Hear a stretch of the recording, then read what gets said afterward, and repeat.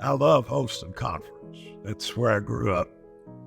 That's where I've had some great experiences. That's where I was taught and encouraged. Well, growing up at Fountain City United Methodist Church, I realized that other United Methodist churches and my home church, we had a connection. Yeah, my first memory is my first Sunday at a Methodist Sunday school. And that was the McKinley Methodist Church outside of Johnson City, Tennessee. And I walked into that church by myself, a shy little redheaded kid, and I was met at the door by Mrs. Mahoney. Mrs. Mahoney did something that I had never experienced in entering a church before. She hugged me and said, "We have a new visitor today," and welcomed me into the classroom. The first annual conference session we attended, we got married on June the 9th, 1973, and went to Daytona Beach on our honeymoon. After being there for a week, Rusty said, "We can get home in time to go to annual conference." It was in Chattanooga. I had some wonderful bishops. Bishop Short started me out, ordained me. And it was like a spiritual shock when he laid hands on me in 1955 at my deacon's ordination. I was ordained a deacon in 1963 at St. Matthew's Church in Kingsport by Bishop Roy Short. I was ordained an elder 2 years later. We had a different process then than we have now. So in 1965, I had graduated from Wesley Seminary, and I was ordained by Bishop H. Ellis Finger.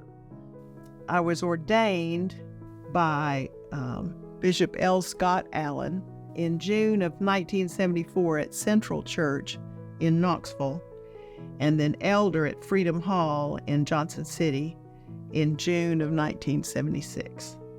I was ordained in 1989, and Bishop Clayley, I was in his first ordination class after he come to Holston.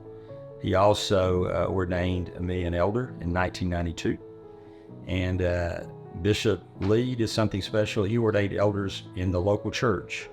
And so I was ordained at the Hickson United Methodist Church in 1992. The interesting piece that people don't know, I had preached for about 5 or 6 years consecutively up in the Kingsport area doing revivals at St. Mark United Methodist Church. And someone had really kind of, I guess, prophesied over me and said I would be a bishop up doing one of the revivals. And then the year I did the revival was the same year I got elected as a bishop. And the lady got up and said, "And you're going to come back here and be our bishop." And I just kind of went like, nah, it's not going to happen. And so when the election at Lake Junaluska was held, and of course Bishop Will Willimon got elected on the same ballot that I did by one more vote. And we were all sitting there, everything was fine. And then Bishop Morris got up and said, "I told y'all to sit down, we had elections." And then he said, "And the other person elected on this ballot, James Swanson." Well, I just froze. Well, at that time, Jean Henderson was the layperson who led the delegation, and she was just across the aisle. And she just came over and put her arm around me and said, "Welcome to Holston." When I think of Holston, I think of home in the way that Frederick Buechner, in his delightful book, Longing for Home, he says we long for two homes.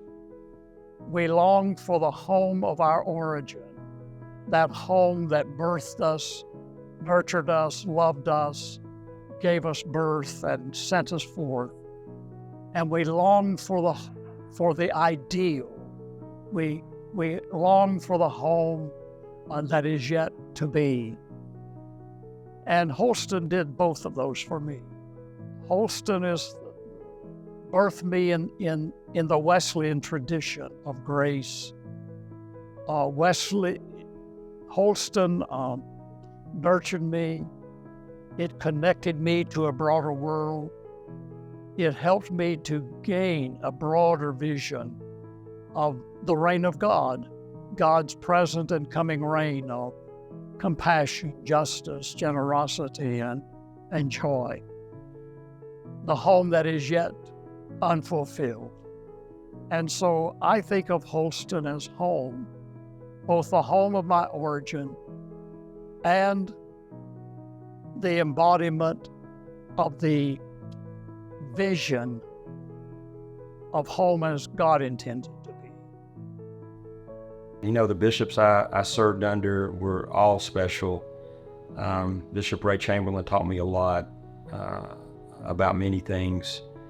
Bishop Swanson got me into this bishopship when he asked me to come on the cabinet, and I got known and then Bishop Taylor I've known for over 40 years. So I learned so much about how to minister to the poor, how to care about people I never thought I'd care about, and to love, being an African American, to come to a region where I thought being in a minority might have been a handicap, but it wasn't. That people really helped me to know that I could love people who I thought I wasn't going to love, who I thought wasn't going to love me, and we just fell in love with each other. What I'd say to describe Holston is missions. We have been so focused on missions. Holston's always been a mission-minded conference, sent a lot of work teams. We're pioneers of the Volunteers in Movement, the mission program.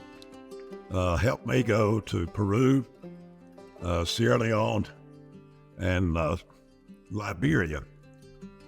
Some of the first missionaries from Holston were Doug and Elaine Crowder, who served for many years in the Congo. I had the privilege to visit South Sudan and see the work we've done there. I visited Ishe Anesu and Africa University in Zimbabwe. Holston taught me about being a missionary. The hands-on projects and the way in which that happened all over the conference. At annual conference, when they had to get not just one 18-wheeler to pull the van away, they had to have two.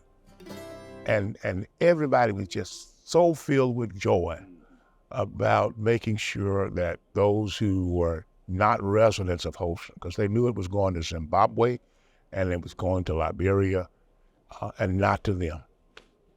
But also the wonderful mission celebrations we had.